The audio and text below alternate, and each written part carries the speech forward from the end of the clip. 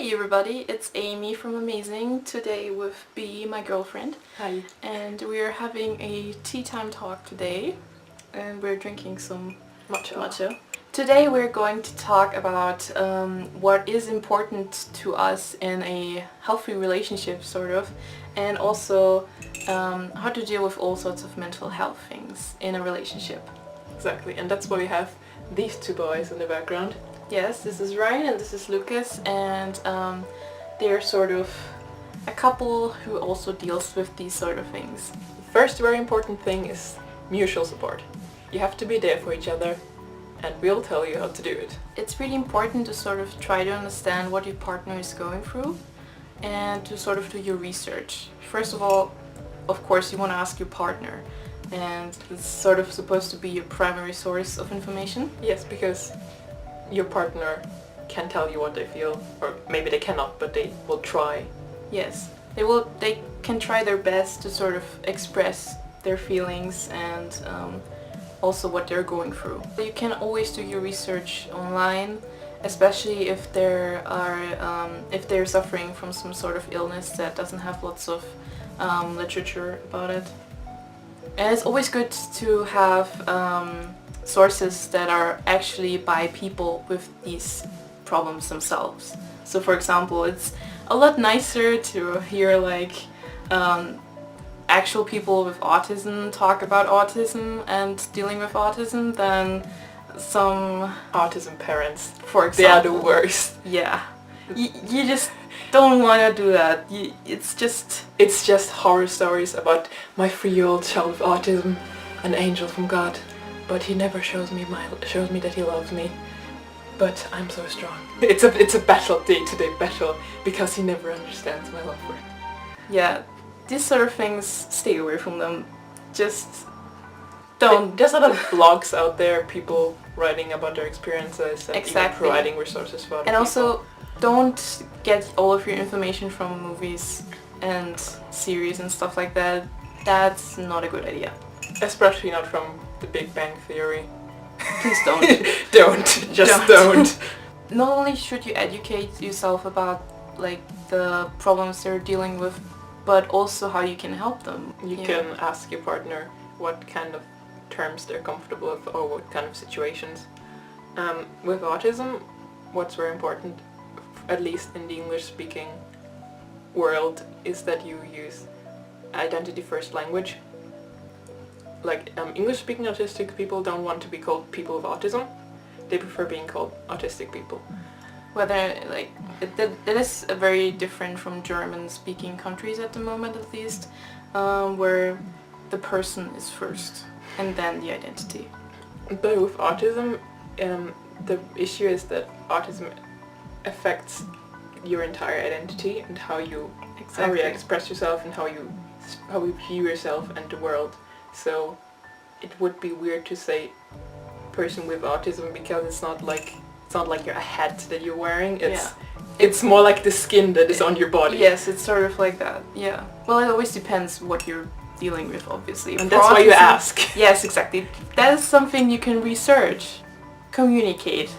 Always. It's not just the one-term thing. You always want to communicate. It's the one thing you always need to do in any sort of relationship, and especially in one where somebody has some sort of mental illness or any sort of neurodivergency. It's very important that you communicate in a way that is most comfortable for your partner.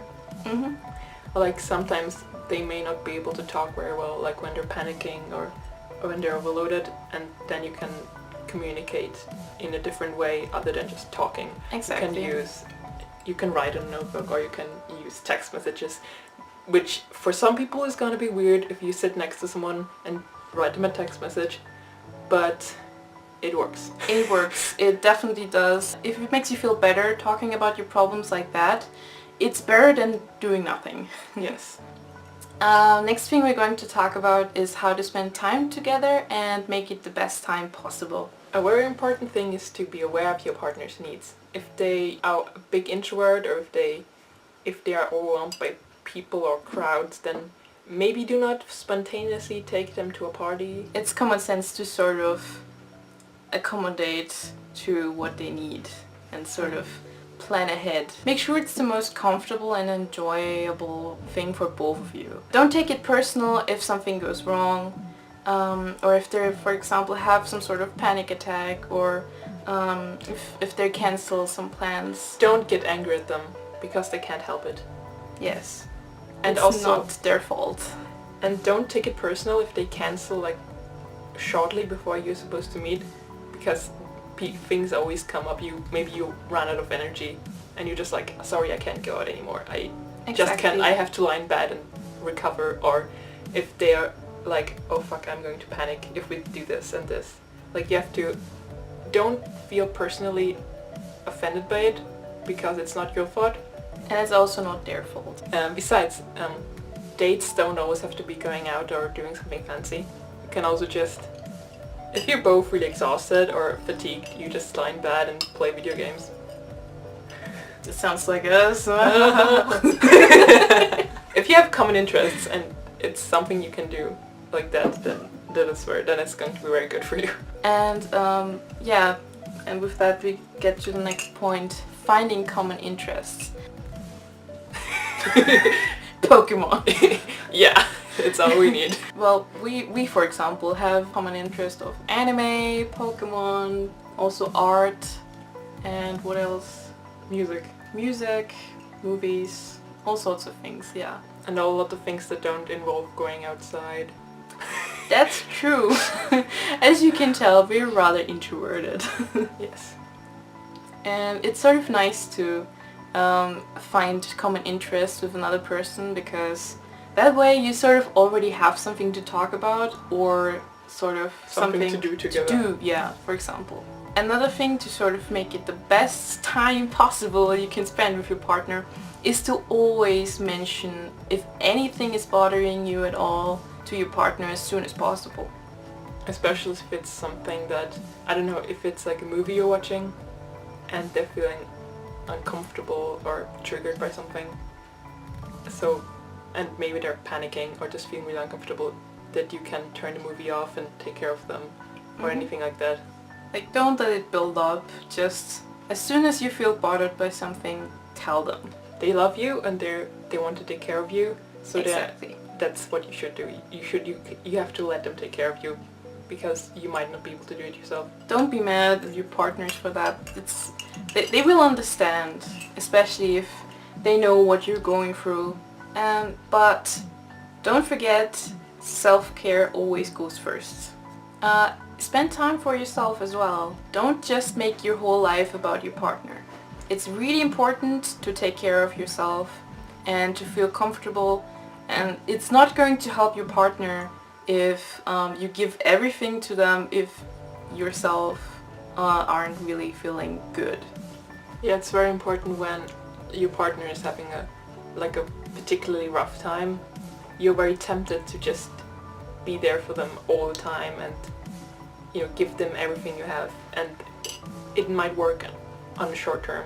It's just going to wear both of you out at some point, and it's not going to help either of you. And I know it feels really bad sometimes when you have to be like, okay, I need time for myself now, because you're like, oh no, they need me. Yeah, you feel sort of guilty about it, but trust me, in a long-term relationship, it's very, very important to take care of yourself. Yeah, I sort of have a difficulty, especially with that.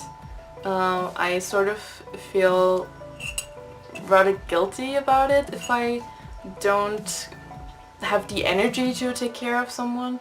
Whenever I feel like I just do not have the energy at all, I feel like I'm sort of guilty of that, even though it's not really, you know, my fault.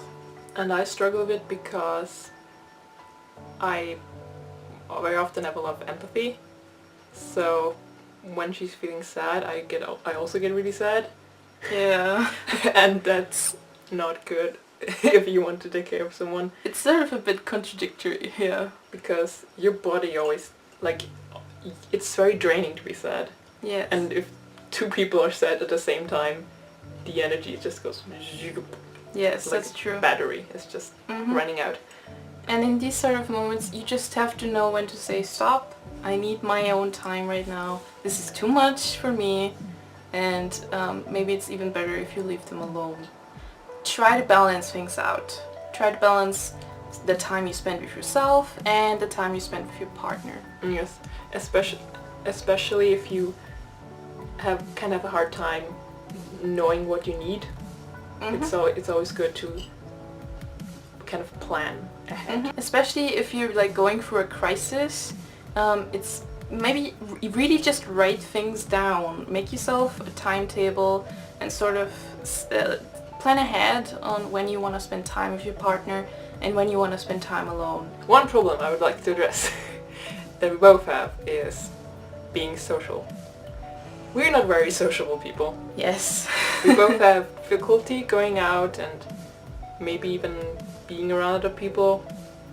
Yes, definitely. And it's much easier when we're together because we have each other and we can talk to each other. But Yes. on our own, it can be very difficult. I would say so. Like we both sort of kind of panic, especially when we're alone. Yes, that's true. I get very overloaded around other people. Like on bad days, I go outside and buy pasta and then everything's too much already when I enter the supermarket. Another problem we have is we have a very different sleep schedule.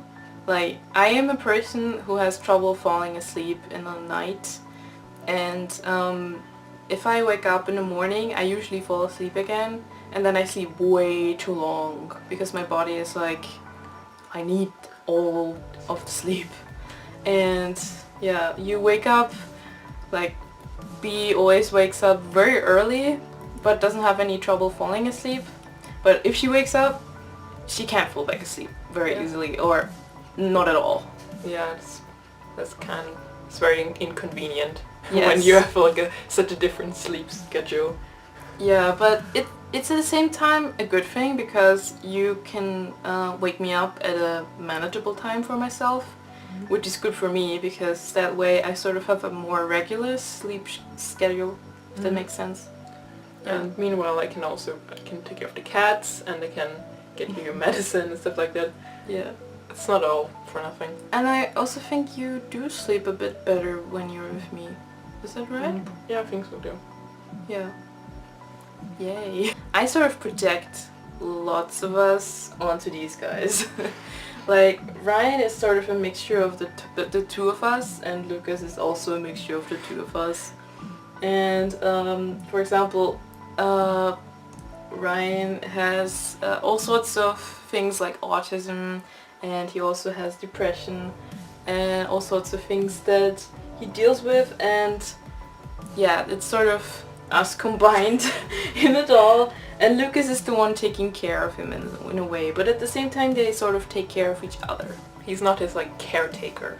Not at all. He's his partner.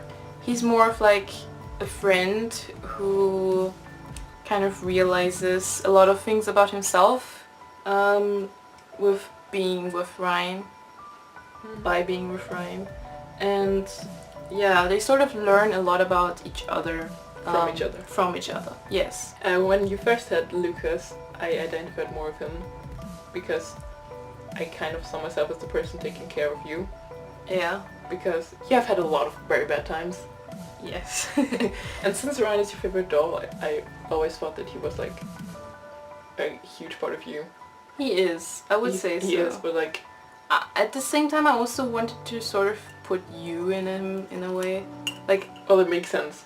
That's what you did. Yes, that's basically what I did. And we're sort of very symbiotic people.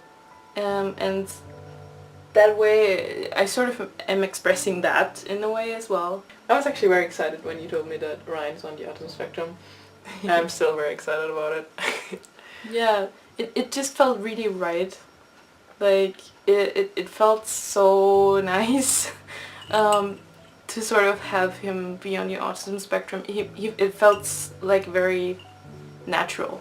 Yeah, it was like a natural progression of him. But yeah, guys, that's basically it. If you have any sort of questions you want to ask us, please do so in the comments down below.